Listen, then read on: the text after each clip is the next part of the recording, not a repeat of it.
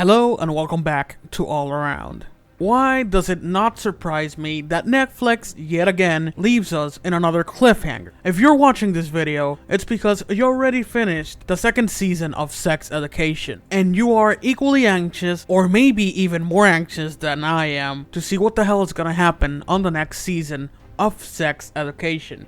Now, we haven't gotten anything officially from Netflix that we are gonna have another season of Sex Education, but it's more than obvious that we're gonna get one because of how things ended up in this second season. And specifically, I'm gonna be answering the question, what is gonna happen on the next season of Sex Education on this video. But first, I want to give a little recap of what I consider that are really important points throughout the whole second season of Sex Education. Now, keep in mind that there are ups, there are downs, there are moments that just made us scream, either because of what they did or because of what they didn't do. Let's start things off with Otis and Ola. Well, in the ending of the first season of Sex Education, we got to see that Otis started dating this girl named Ola. Well, we see that Otis is having his first experience in a relationship, and we get to see how their relationship makes progress. But there is still one really important factor in this whole relationship that eventually will not let them continue with said relationship, and it's that Otis is still in love with Maeve. Yet, surprisingly, he still wants his relationship to work. And it is actually Ola who breaks things off because she starts to get feelings for someone else. From the start of this relationship, I knew that this wasn't gonna be it. I knew that the relationship wasn't gonna keep moving forward. I didn't actually know when exactly they were gonna stop being a thing, but I did know that it was bound to end eventually.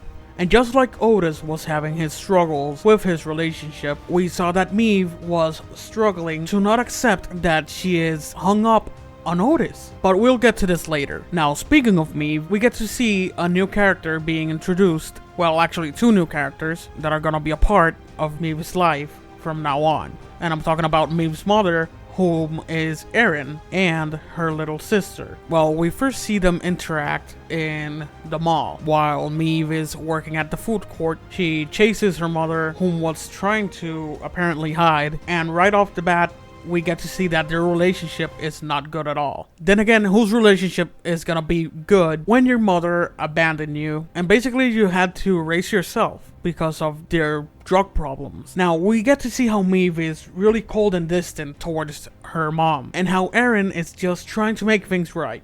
And she was doing so well until she slipped. She started using again, and well, eventually things do not end up in a good way. Maeve ends up calling Child Protective Services in order to protect her little sister from having the same shitty life that she had growing up. She didn't want her little sister to suffer like she did. And while we're still on the topic of new characters being introduced, there's this new character whose name is Rahim. And we see that absolutely everyone is crazy for Rahim. They all want to be with Rahim, and we see that Rahim sets his eyes on one familiar character, whom is Eric. Now, we see that Rahim is really cool with everything. Like, he doesn't mind kissing Eric in public. We see that he doesn't mind learning something new, even going to church. Even though his whole family are atheists, he doesn't mind doing new things in order to have a good relationship with Eric. And certainly Rahim does not deserve what he got, which is a broken heart. Because even though he did all those things in order to maintain a healthy and stable relationship with Eric, there was still one factor that he didn't count on. And it's that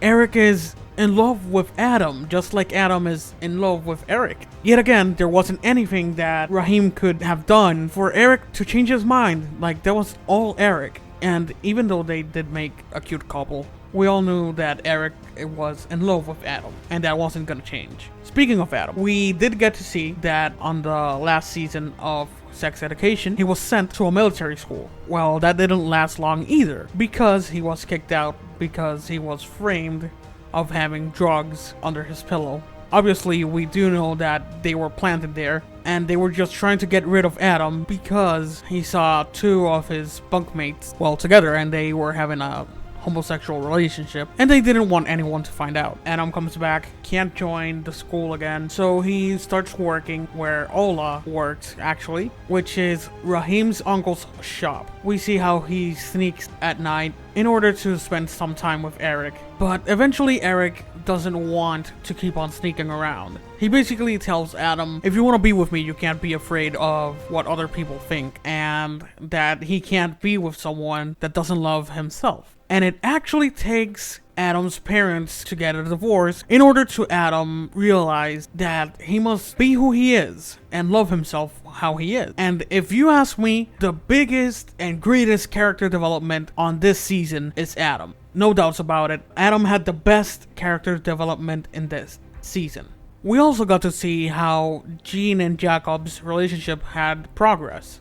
But sadly, this didn't last long either, because Jacob was looking for a really serious relationship, and Jean just wasn't ready for that. We do get to see how they start having arguments and everything, and eventually they just split, just for Jean to get some analysis done on her, and find out that she was pregnant. So that's gonna be a huge topic on the next season of Sex Education, and so far, no one knows that she's pregnant. So that's gonna be really interesting. Last but not least, we have Otis and Maeve. Like I mentioned before, we got to see how Otis had his relationship and how Maeve was just struggling to accept the fact that she was hung up on Otis. Now we see that Maeve had a great opportunity to tell Otis how she feels. She eventually did later on, but that wasn't the moment. That wasn't the exact moment when she needed to tell him how she felt. She just waited too long. And when she finally confesses, Otis pushes her away. And like, I completely understand Otis, because you've been hung up on this girl for a long time. And when you finally move on, she tells you that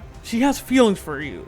And you do tell her that you used to like her, but you're in a relationship right now and you're happy. And you just can't throw that away. So Otis is put in a really tough position. We do get to see that Ola and Otis break up. And Otis eventually tells her over the phone on a voicemail that he is in love with her. And we're still waiting for that moment of Maeve to listen to that voicemail. But we never get that moment, because when she can look at her phone and check her messages, she decides to pay Isaac a visit, and she goes to buy some stuff from the store in order to make an omelet.